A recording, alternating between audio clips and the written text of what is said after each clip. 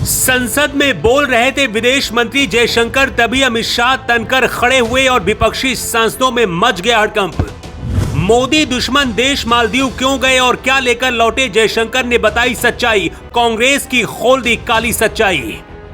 Voter ID, राइफलें और chocolate कैसे सफल हुआ ऑपरेशन महादेव, संसद में गृह मंत्री शाह का बड़ा खुलासा।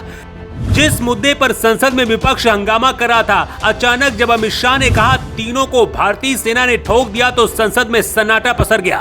संसद में विदेश मंत्री जयशंकर बोल रहे थे और पीछे से अखिलेश और राहुल गांधी के सांसद हल्ला मचा रहे थे।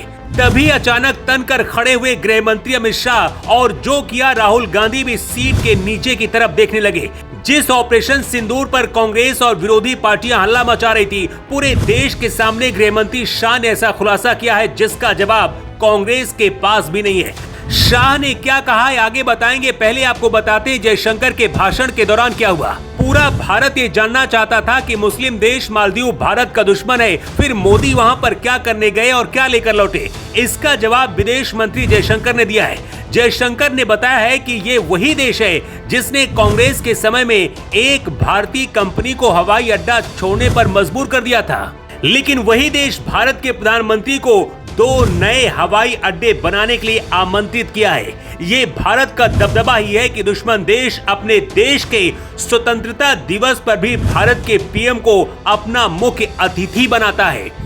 जयशंकर के इस जवाब से पता चलता है कि मालदीव अब भारत के नीचे काम करने के लिए तैयार है और भारत को अपना बॉस मान चुका है। इसके बाद जब जयशंकर पहलगाम और ऑपरेशन सिंदूर पर जवाब दे रहे थे, इसी दौरान विपक्ष के नेता हंगामा करने लगे और फिर अपनी सीट से उठे अमित शाह और विपक्ष को छीलना शुरू कर दिया। अमित शाह ने कहा, विपक्ष पूछ रहा है कि भारत के कितने विमान युद्ध के समय में नष्ट हुए। विपक्ष ये नहीं पूछ रहा है कि दुश्मन के कितने विमान मारे गए। विपक्ष को भारत के विदेश मंत्री पर भरोसा नहीं है, उन्हें विदेशों पर ज्यादा भरोसा है। यही वजह है कि ये दूसरी तरफ बैठे हैं और अगले 20 साल उसी तरफ बैठे रहेंगे। शाह ने इसके बाद स्पीकर ओम बिरला से कहा, स्पीकर महोदय आप उन्हें समझाइए, वरना बाद में हम भी अपने सदस्यों को कुछ नहीं समझा पाएंगे। लोकसभा में गृह मंत्री अमित शाह ने ऐलान कर दिया है कि पहलगाम हमला करने वाले तीनों पाकिस्तानी आतंकी मारे गए। शाह ने कहा कि विपक्ष कह रहा था कि वेस्टर्न के गुनहगार पाकिस्तान भाग गए, लेकिन हमारी सेना ने तो उन्हें ठोक दिया। अब ना तो मेरा जवाब देना बनता है और ना उनका जवाब मांगना बनता है। अमित शाह ने संसद से पूरे देश को बताया है कि ऑपरेशन सिंदूर के बाद ऑपरेशन महादेव भी सफल रहा है और ऑपरेशन महादेव में सुलेमान उर्फ फैजल, अफगान और जिब्रान, ये 3 आतंकी मारे गए। यही तीनों पहलगाम अटैक के मुख्य आरोपी थे। सुलेमान ए कैटेगरी का लश्कर तैयबा का कमांडर था। अफगान और जिब्रान भी लश्कर के ए कैटेगरी का आतंकी था। शाह ने बताया कि जिन्होंने भी बैसरन घाटी में हमारे नागरिकों को मारा था, ये तीनों आतंकी थे और तीनों मारे गए।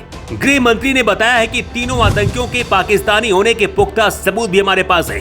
तीनों में से 2 के पास पाकिस्तानी वोटर आईडी नंबर भी हमारे पास है। उनकी पाकिस्तानी राइफलें और हथियार भी सबूत के तौर पर हमारे पास है। उनके पास से जो चॉकलेट मिली है वो भी पाकिस्तानी ब्रांड की है। विपक्ष सबूत मांग रहा था और मोदी शाह ने सिर्फ सबूत ही नहीं बल्कि ऑपरेशन महादेव चलाकर आतंकी भी सौंप दिए हैं। पहलगाम में जिस दिन घटना हुई थी उसी दिन गृह मंत्री शाह कश्मीर में थे।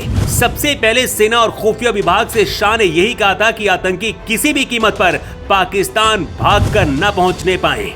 इसके बाद से पहलगाम और आसपास के इलाकों पर सेना अलर्ट थी। ड्रोन से नजर रखी जा रही थी और देर से ही सही अपने बिलों से जब आतंकी निकले तो भारतीय सेना ने ऑपरेशन महादेव चलाकर शिकार बना लिया। लेकिन कितनी शर्म की बात है कि अपनी सेना पर गर्व करने की बजाय राजनीतिक कुंठा में कुछ लोग भारतीय जवानों से भी सबूत मांग रहे हैं। क्या सेना से सबूत मांगना सही है?